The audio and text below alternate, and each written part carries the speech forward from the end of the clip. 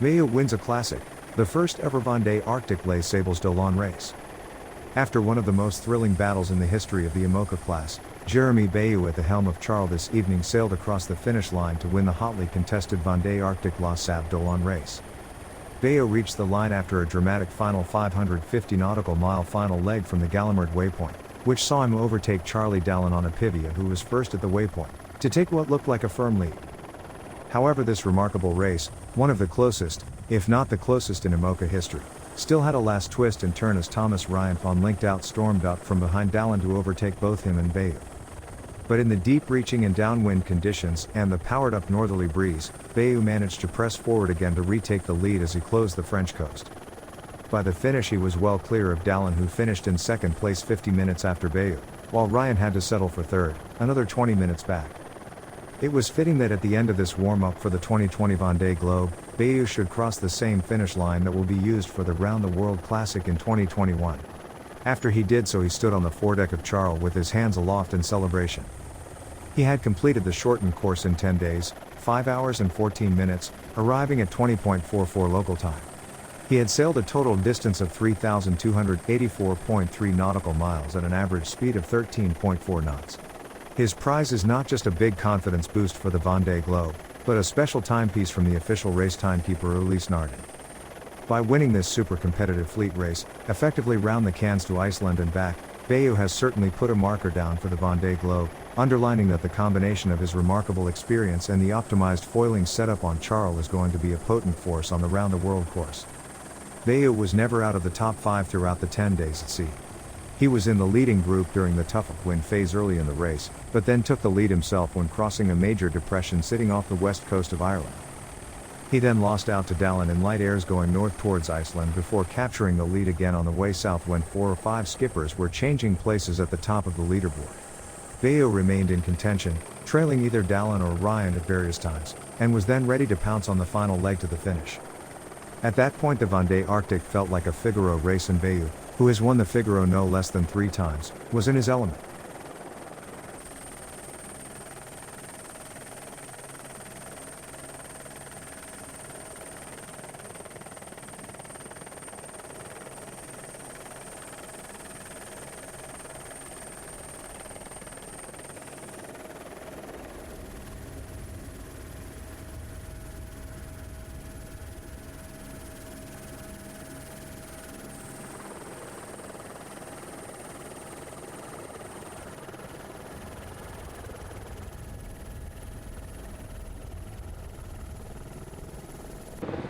Ah, c'était vraiment intense quoi. C'est sûr que voilà, chaque victoire en solitaire et en particulier en IMOCA vraiment se mérite, mais là voilà, c'était un format inédit quoi, un parcours qu'on n'avait jamais fait avec nos bateaux du Vendée Globe, donc forcément avec pas mal d'inconnus et de pression quoi, l'inconnu du parcours, l'inconnu de savoir si toi et ton bateau êtes déjà prêts pour le Vendée, parce que c'est demain.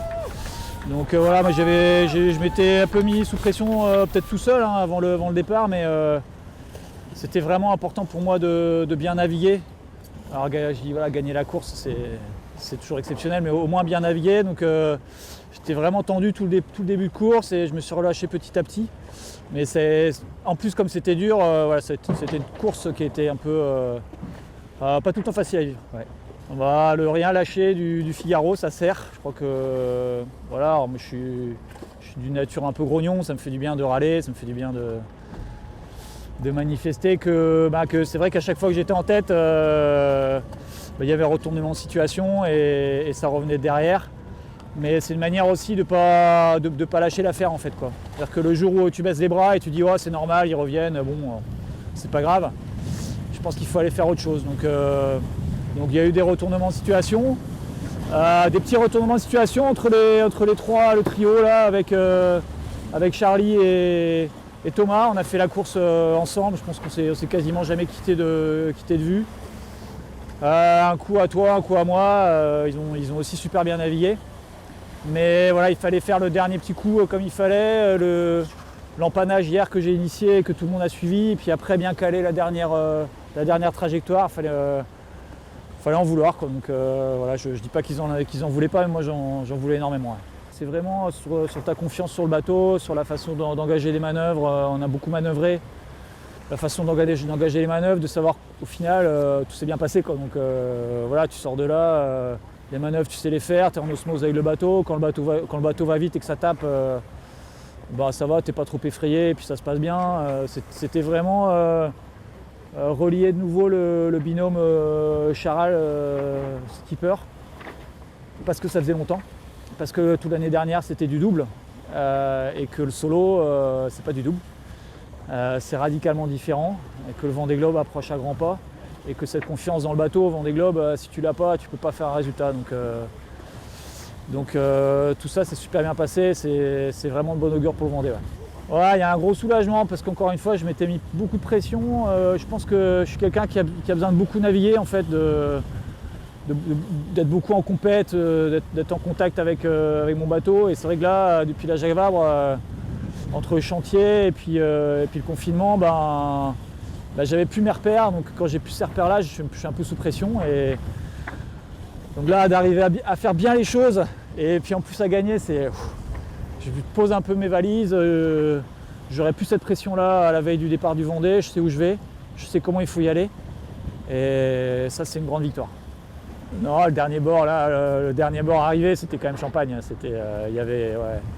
Il y avait 17-22 nœuds de vent, à 120, 130 du vent, avec le bateau sur le foil, la mer toute plate. On a la mer plate depuis la bouée Gallimard. Là, on est devant un front avec la mer toute plate. Et là, Charal, il était juste génial. Il envoyait du bois et c'était fantastique.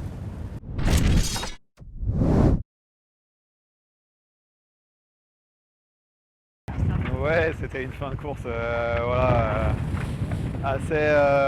encore une fois assez engagée, avec beaucoup de vent, avec un front qui avançait en même temps que nous. J'ai décidé hier en fin d'après-midi de faire un décalage pour me placer par rapport à la bascule, mais au final ça n'a pas super bien payé. Voilà, c'est vrai que j'étais pas loin de la gagner celle-là. Mais je savais pas je savais pas en fait. Je suis un peu déçu, oui, mais aussi je suis content de moi parce que je savais pas en fait ce que j'allais donner en IMOCA en solitaire, parce que la toute première fois en course et du coup il y avait cette grande inconnue et au final j'ai l'impression d'avoir réussi mon baptême du feu. Moi j'ai été nombreuses fois en tête. Chaque fois que je la perdais, je l'ai réussi à la retrouver. J'ai eu des bonnes phases de vitesse. C'était positif, mais j'ai appris beaucoup de choses. Et ce qui est sûr, c'est que ma courbe de progression, je pense qu'elle est encore pentue. Et c'est sûr que je devrais pouvoir encore m'améliorer. Mais voilà, en tout cas, je suis content de partir de cette base. Et ça fait longtemps que j'avais pas fait de compétition. C'était la Jacques Vabre la dernière fois. Et voilà, merci aux organisateurs d'avoir réussi à monter cette course, parce que voilà, ça a commencé sérieusement à me manquer. Là c'est génial de se battre avec Thomas, avec Jérémy là, et les autres. Ça fait beaucoup de bien de retrouver ce qu'on aime.